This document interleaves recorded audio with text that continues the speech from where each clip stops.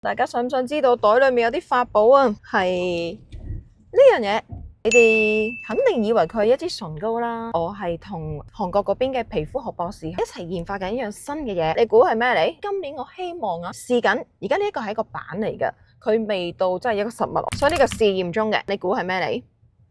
唇膏係啦，佢係似係一個唇膏，但其實佢唔係一個咁普通嘅唇膏嚟嘅喎，因為佢係一個保養級嘅潤唇膏。但係點解你會見到有顏色咧？